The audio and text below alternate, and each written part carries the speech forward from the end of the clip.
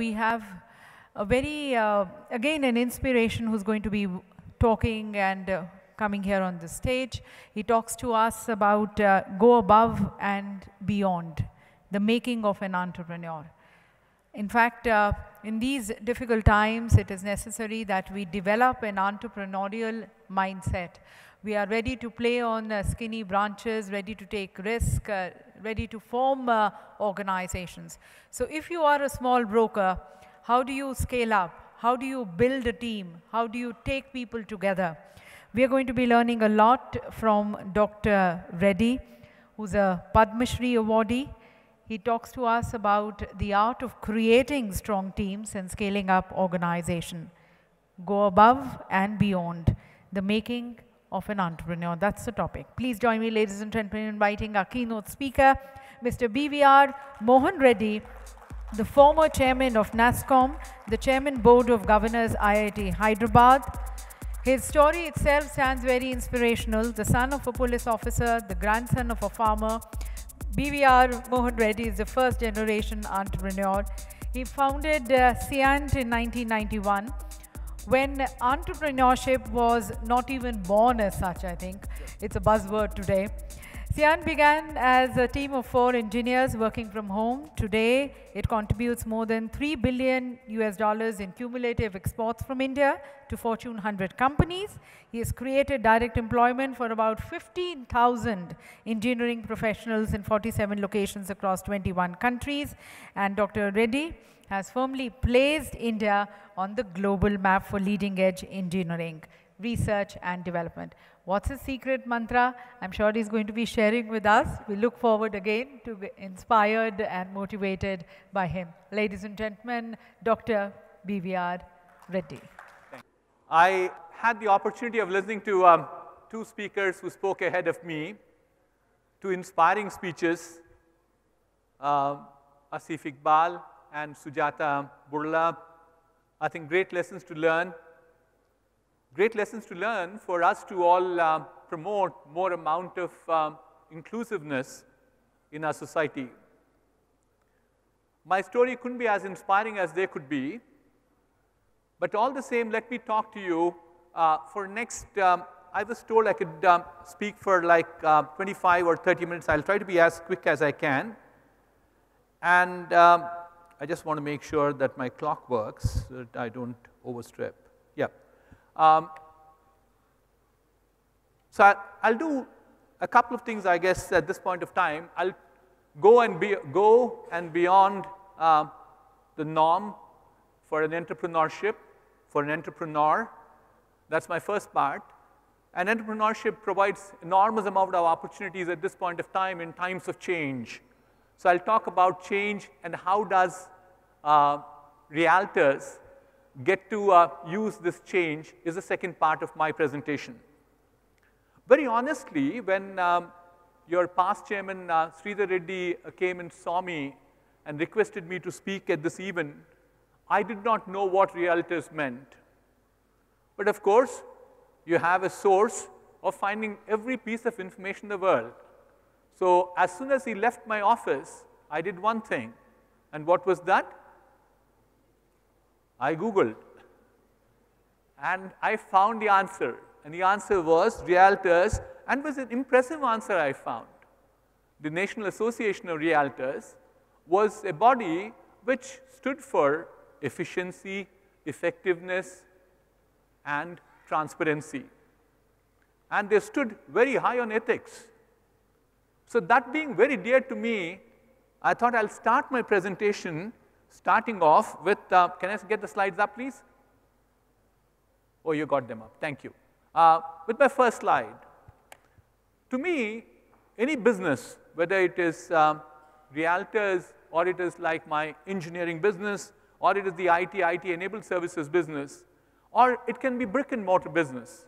The foundation for any company, for a business to be successful, are its values. The way in which we call them in our company, we call them as values first, F-I-R-S-T. The acronym that we play for fairness, integrity, respect, sincerity, and transparency. That to me is the foundation. And on top of that foundation, I believe there are 4 pillars of strength which makes organization successful. And I keep saying the CEO stands on top of that particular stool which has got those 4 pillars. And all of you understand, even one of the 4 pillars becomes weak, the consequences are disastrous. You fall apart. So the result is the ability to be equitable to all the 4 stakeholders is what makes organizations successful. And ability to do that equity to all the people is to make sure you run an ethical business. We have seen people prospering without ethics in short term.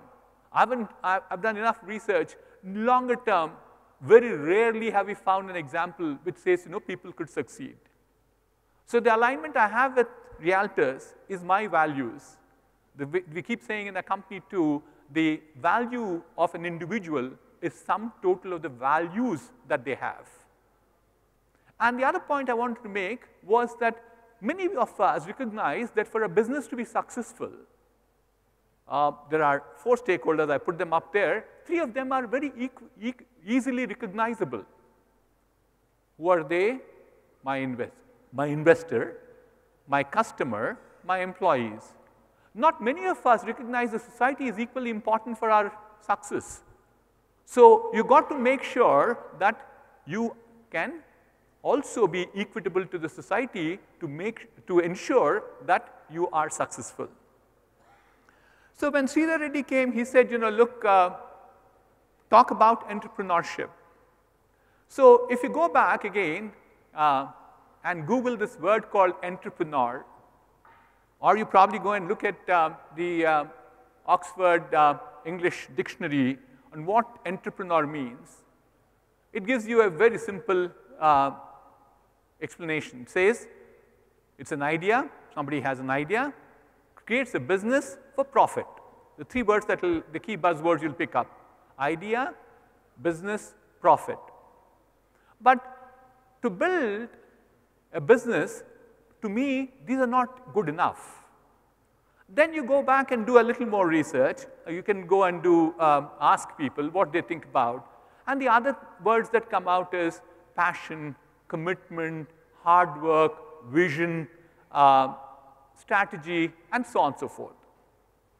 So there are just not those 3 things called an idea, a business, and profit makes an entrepreneur. It's much beyond. I'm here to share with you about 4 or 5 of the lessons I learned before I get to the changing world. So what did I learn to be a sustainable company?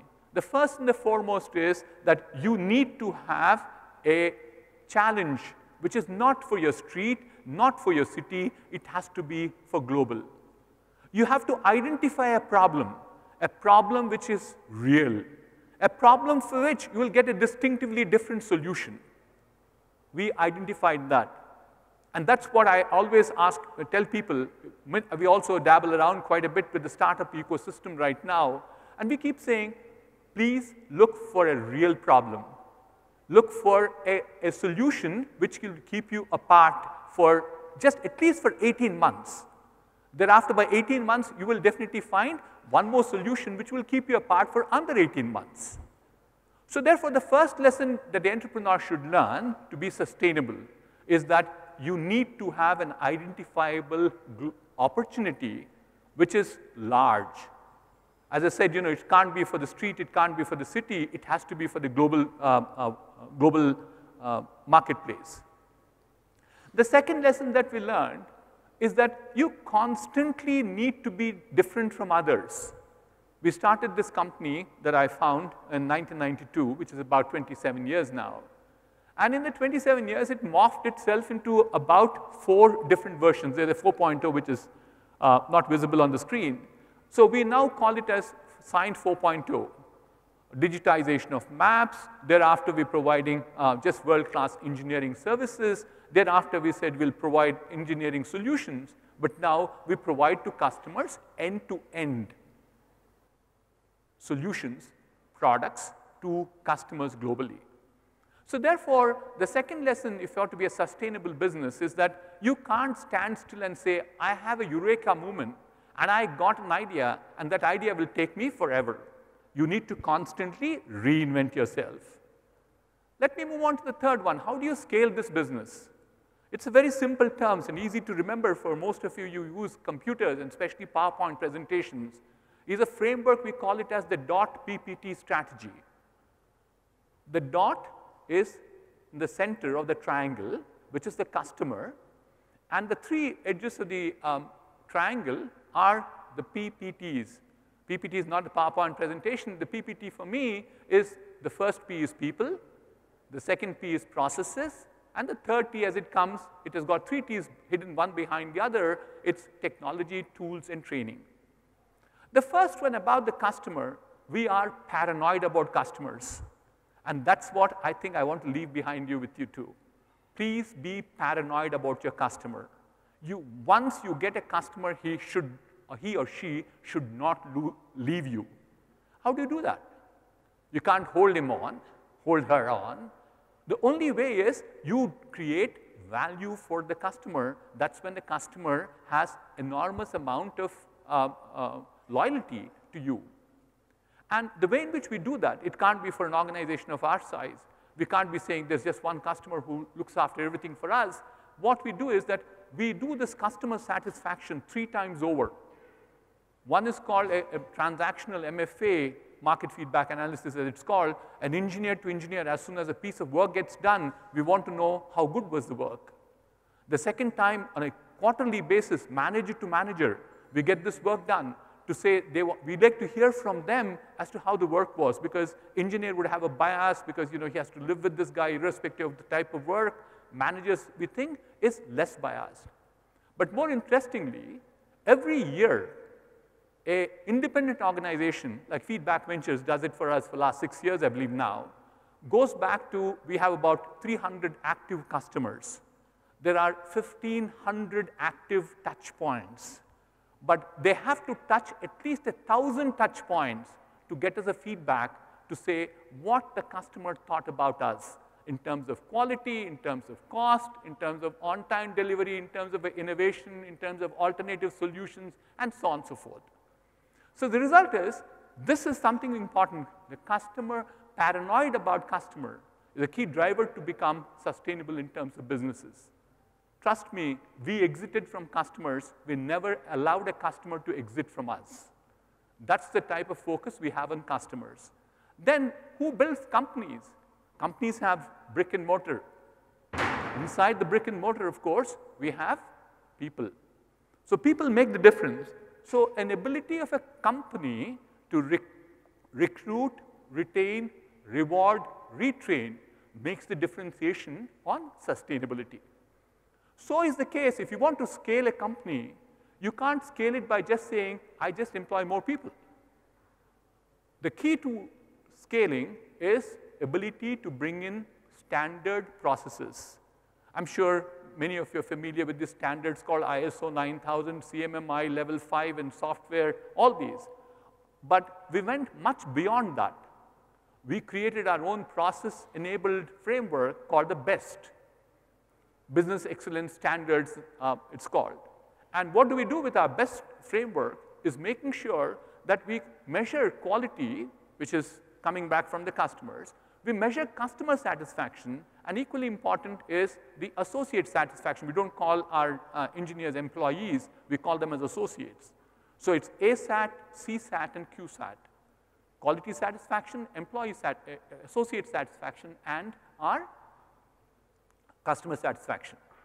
So a combination of that is the process that comes in. And then you need to deploy the right level of technology. I'll spend a little more time on technology as we move forward, even on people. So therefore, let me briefly say that technology is changing, and you got to keep pace with it. Technology becomes the enabler at this point of time to make sure that you are a lot more competitive compared to your other peers. And also equally important is the fact that today, I'm sure you're hearing this word called automation and so on and so forth. That's nothing but tools. If a repetitive work comes by, that can now easily be done using tools, which are computer tools. So the ability to deploy tools, and after that, we have also a fairly serious challenge in this country, the type of skills that you find with fresh engineers who come in. I've done fairly large amount of work. I have submitted a report to Government of India. I chaired that committee for government, so I can tell you with confidence, it is certainly of a concern to us. So therefore, what we do, at least for now, we've put a lot of strategies in place for the government, but for now, or for the last 20 years, what we've been doing is we train our people. So therefore, what comes back to you also is if you want to build a sustainable business, please focus on people, processes, tools, technology, and training. Let me move on. I think that the world that we live is all about innovation.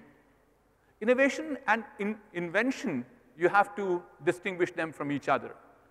Innovation is an existing set of ideas, existing set of technologies, but you now bring about a new service offering to make sure you have that distinctive edge. You innovate compared to others.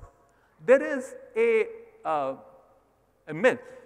People believe all innovators are born as innovators. They all have very strong right brain. They're creative in mind. I don't think that's true. Our belief is no. We can make sure that nurture can overtake nature as far as innovation is concerned. Because there are other components of innovation as opposed to just the idea in making sure those ideas can be emanated by the ecosystem that you have. So what do we make sure happen with our people? They question status quo. They certainly go ahead and experiment their ideas. They thereafter socialize those ideas. And finally, that they say even failure is not seen down. A combination of these four factors which makes it into a culture makes people to innovate more. So therefore, to us, innovation is not cognitive. Innovation is behavioral. It's a combination of both of them because cognitive is God's creation, whereas behavioral is ecosystem creation. And that's what we have done in terms of making sure that constant innovation within the company will make sure that we are ahead of the curve. We also believe, and I'm sure all of you have to recognize that too, we live in a world which is called open innovation at this point of time, which is not, innovation is not limited to just a few people, it is all around the world. So we should have the ability to ensure that you can source the innovation from outside. So we have a number of initiatives which say corporate venture fund, new business accelerators, and so on and so forth. So therefore, that's the other lesson I learned as a entrepreneur to build a sustainable business. Go back to people again. We saw two challenging people this morning. We heard from them very inspiring stories. And our belief is we need to definitely ensure diversity and inclusiveness becomes a part and parcel of an organization. We recruit, there are years we've recruited even 1,500 people in a single year. But I would never sign off on a recruitment requisition unless we saw 30% of people as women. But it comes down to about 20%, and that's the, as we move up the hierarchy. But I think that is something extremely important for all of us to ensure that we have companies which are sustainable. I keep saying, unless we get to this number called 50-50, you can never find a society, a nation, a sect of people can never be successful. So we have put in a fairly large amount of effort in developing our in-house leadership. That's important too because after all, companies grow, you can't be doing everything. All of us have the same 24 hours. So the result is you have to find succession in place, which means development has to happen with leaders. And of course, in the world that we live, we do a fairly large amount of learning. Let me move on a little faster. I'm getting a little slow. And then I talked about the fourth pillar, which is society. So therefore, if you want to build sustainable business, I keep saying that you have to grow with responsibility. We do a fairly large amount of work on CSR much before the CSR norm came in, the 2% spend that is there.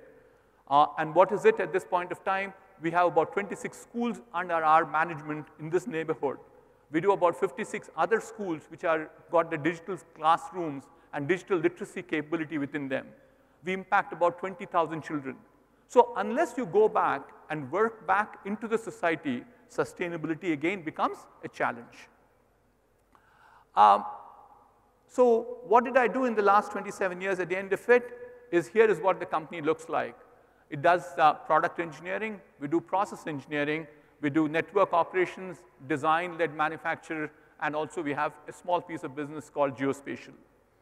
The story was, I started as the anchor said, 4 engineers in my modest home on my dining table. That was the story. Found an idea, we put all these sustainable, scalable models into play to bring the company to last year we were about 4,500 crores of revenue. We're about 600 crores of operating margin. We employ about 15,000 people. We're also a publicly traded company. We rewarded our investors extremely well. We took the company public in 1997. A lakh of rupees invested in 1997. In 20 years thereafter became 397 lakhs. It was a 397x return we gave to our investors. So let me move on. So what brought us here will not take us to the next step. So what is happening to the world at this point of time, if you look at it, is that there's an enormous amount of change that is happening. Change being driven by a number of factors. The first and the foremost is we see a rise of emerging economies. Currently, we have 400 of the Fortune 500 companies located in North America and Europe, whereas 10 years from now, our belief is 400 of them will be located in Asia, Pacific, Australia, Japan, and only the other 100 will be left behind. That's a big change that's happening. The second change we also see is this aging population, especially in Europe. And the third one, which I'll probably spend a little more time, is the power of disruptive technologies. We're talking about technologies, but these are disruptive because they disrupt the existing industry. And finally, there are 2 other things which are sort of conflicting with each other. The first one is we see on one side an integrating world. We keep talking about globalization on one part. But the other side, in the recent past, especially last 3 years or so, we have also seen sizable amount of raise in geopolitics. Example being Trump or the trade wars that go on between United States and China. Or you saw the Brexit at this point of time. Or for that matter, closer to home, I should be honest about it, even Make in India initiative is actually localization more than globalization. So these are some very complex issues which are bothering. But within this, I won't have time to spend on all the complex issues. Let me just pick on one thing called technology at this point of time. And I'm sure you must have heard about this word called 4th Industrial Revolution. I keep saying that, change and mankind are synonymous of each other. You saw the Steel Age, the Stone Age, the Steel Age, and then the first Industrial Revolution when steam came into existence. The second Industrial Revolution, which automobile came into existence. The third one was more to do with the ICT technologies. But we are now in the 4th Industrial Revolution, where what we keep saying is the cyber world is meeting the physical world.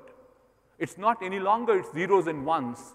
It is people can also converse with the same zeros and ones with the same amount of pace. And so as a result of this 4.0, you saw why is this 4.0 becoming so powerful is here are these factors. The first one we keep calling as the 4 accelerators which have made the difference to the industry 4.0. The first is computers are becoming cheaper, smaller, faster. There's no end to this. First time in my life, I saw a computer way back in 1974 when I was a student at IIT Kanpur. The best of computing centers that we had in India was at IIT Kanpur. And how big was the computing center? It occupied this whole auditorium as we sit here. That's the size of the computing that was there. And as a student, I went there and I saw this nice water fountain which used to be in front of the computer center. Water used to dance up and down.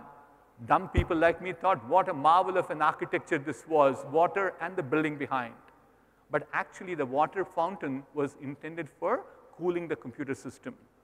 And what was the power of that computer was less than what you have in your hand or in your bags. So that's the amount of change we have seen with computers. They become smaller, they become powerful. That machine at that point in time was a $12 million machine. What is this like? This is a $500 product. So computing is one thing which is helping us. The second one is, which is interesting, and I wanted to spend a few minutes on this particular slide, is connectivity. I belong to a generation where if you want to get a phone, you had to wait for about 7 to 9 years.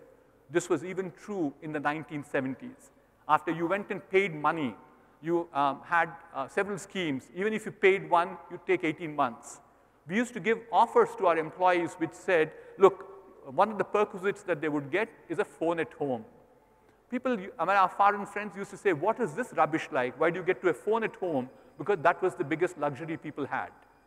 What is it today? 7 billion people in the world, 5 billion of them already have a phone with them. I believe there are 7 billion phones, 3 billion of them are smartphones. So therefore, people are communicating with each other. When you communicate with each other, it's a network. And the way in which we keep saying the power of a network is the square of number of nodes on them. So just leave this number of 5 billion people for a minute. But more interestingly, there are 15 billion things also on the same network. They're also communicating.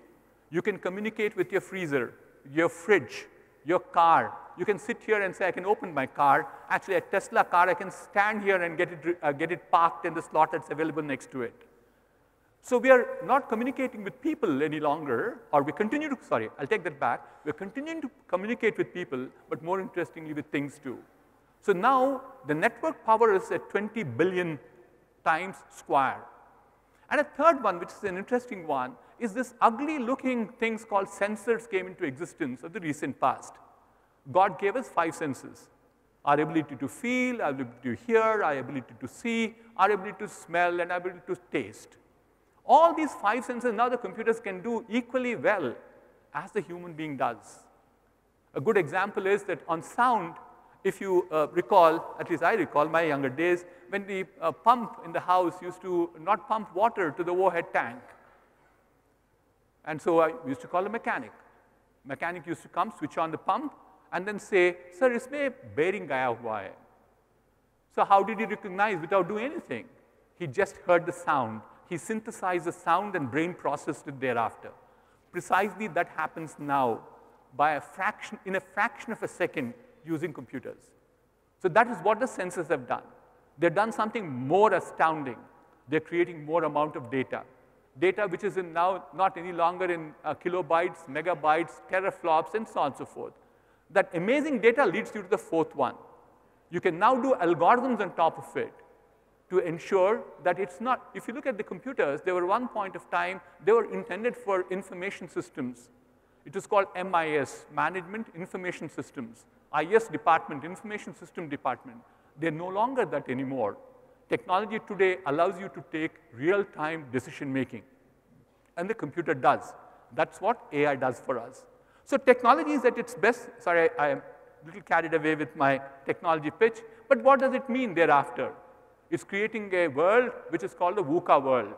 Volatile, complex, ambiguous, did I get it? No. Volatile, uncertain, complex, ambiguous world. And what does it mean? There are new technologies which have come in. AI, robotics, 3D printing, wearables, drones, and virtual reality. I can talk about them till the cows come home. I don't have time. But the interesting thing that we are finding is that this time about, this technology impacts every possible industry. At one point of time, if you look at technology or information technology more specifically, was impacting only a few industries, few services. You can name the industry, whether it's agriculture, it's logistics, it's healthcare. I can give you innumerable number of examples how technology has enormous amount of impact. We can have a patient sitting in a remote village in Mahbubnagar district, but then his ECG comes into Hyderabad, and then ECG comes in also with the preliminary findings which are being done by an AI algorithm which is running behind. So today you look at a remote, and then the doctor can intervene thereafter. With 5G technologies that will come in, with a latency which is less than 1 millisecond, we will find that even surgeries can be done online. currently it's not because of the lag that we have, but once that lag problem gets solved with 5G, we'll even do that. So therefore, the opportunities are plenty. Enormity is what it is. Challenges are plenty, but along with the challenges, you get opportunities. Here is what I have as my last but one slide, which talks about what is technology for you. It comes into a number of ways for realtors. You look at technology which are there for surveying at this point of time. What was surveying being done was chain surveys. People used to use chain, go and measure the inputs. Thereafter, they said, no, not necessarily true. We can do aerial photography. Then they said, we do satellite imagery. What is it now? You can fly a drone. And actually, if you recall the first picture that we saw on the, my presentation, this actually is one of our facilities. We have 4 of them in Hyderabad. This is one of our facilities in Manikonda. This is all done using digital technology, flying drones. And this is all digital. It's not just photographs that we have taken. So the result is even the realtors at this point of time can use these technologies like drones to make sure that you get more amount of surveying power. As a result of it, what you're selling is more precision, and it has a lot more amount of accuracy with it. And then after that, in terms of executing the projects, you can do planning and design using 3D design work. Today, people are doing 3D printing. That's basically additive manufacturing to put a number of things in place right at the facility itself. The end result is the amount of time to execute project has become shorter. Your ability to sell your projects to your customers become much, much faster. We have same thing true with the bill of material. We're using drones for carrying material from one place to the other. Actually, there are drones which are now carrying 50 tons of weight. You can get to that fixed-wing aircraft from, we have a company with whom we collaborate at this point of time in Israel called Bluebird, and we can carry that amount of weights with them. And finally, you can do the occupation management and refurbishment, and number of things. For refurbishment, for instance, there's this visual technology called augmented reality, virtual reality. I have seen examples where, customer does not go and see the facility, but you can put the customer into your computer and make sure that he gets a feel of precisely how the property looks like. So I'll sum it up by saying no industry is today about technology, and so is your industry. And realtors have tremendous amount of opportunities to ensure that you could use technology for your benefit and your customers' benefit. Finally, let me conclude. A number of people ask me this question on saying, why did I become an entrepreneur? There's a fairly famous poem from Linda Ellis called The Dash. It actually came to my attention only in the last 10 years, but I used to talk about this much before that. So if you look at one's own life, you have on the tombstone finally, there are 2 dates which are written. Dates, both of them, which are not under our control. The day you come into this world, the day you disappear from this world. And in between those 2 dates, there's a dash in between. The dash is what is under your control. What you do during that period of dash is what your contribution to the society. If you start understanding the purpose of your life, you start saying, I need to contribute. Thank you very much for giving this opportunity. Thank you.